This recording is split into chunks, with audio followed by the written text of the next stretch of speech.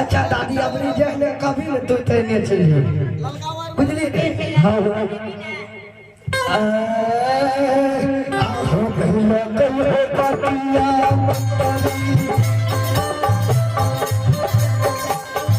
सिपाहिया चलल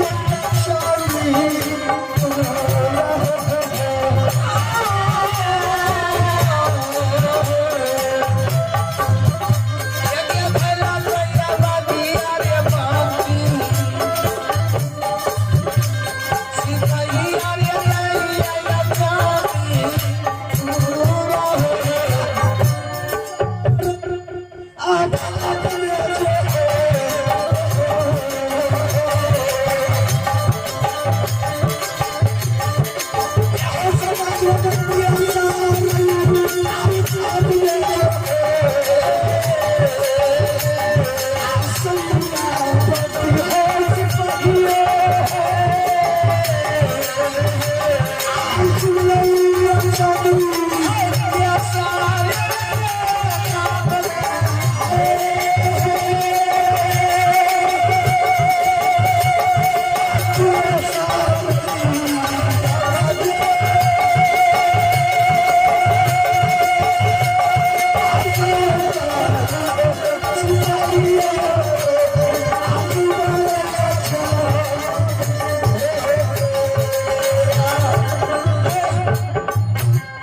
दादी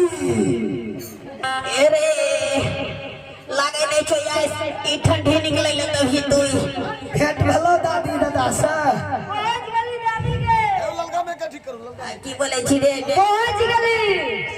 गली हां ते सब ठेल रही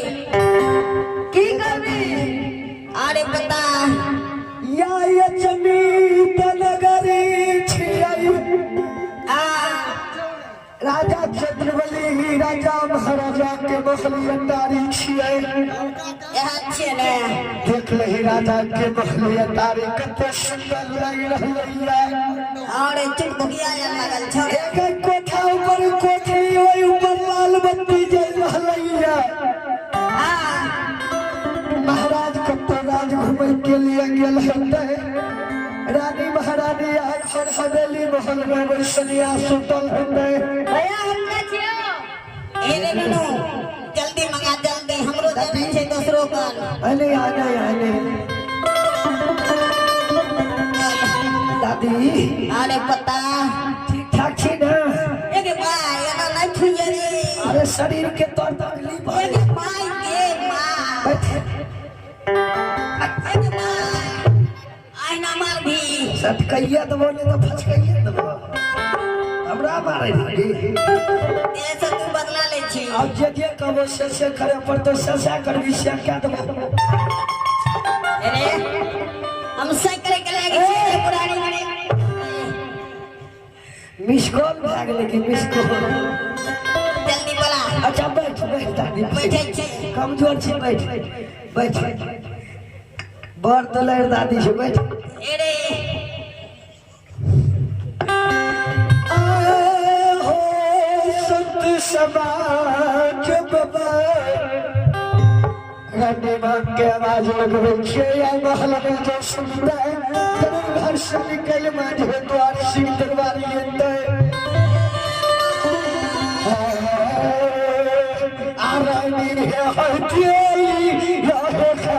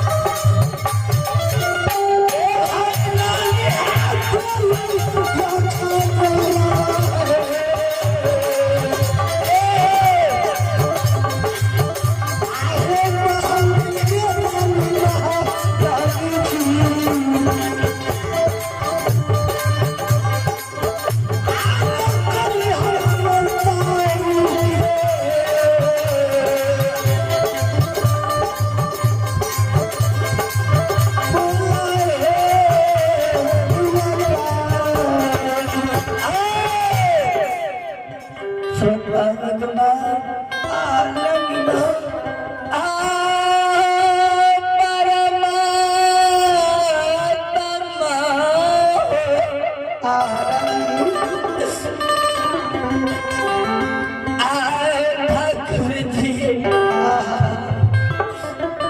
आए कसुमेरे समगमान हो आए पंद्रह तरह से जान कलैया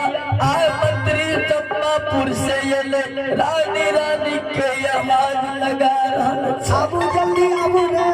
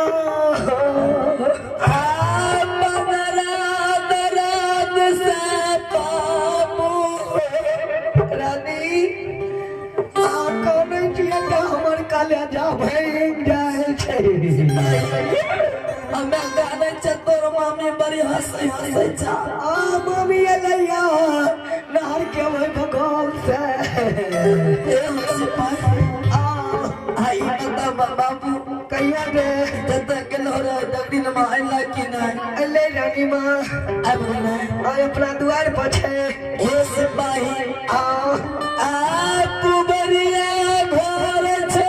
मंत्री हो घर भोज रानी रानी सत बात कहलिए आप बरसौती अपने घर हवेली में होते सारा ये मोहल्लादारी मकाम घर से निकल के जय घर में घर के छोड़ी गल छे ओई घर में यहाँ बास ले लिए के हम तुरंत भेज दे छी।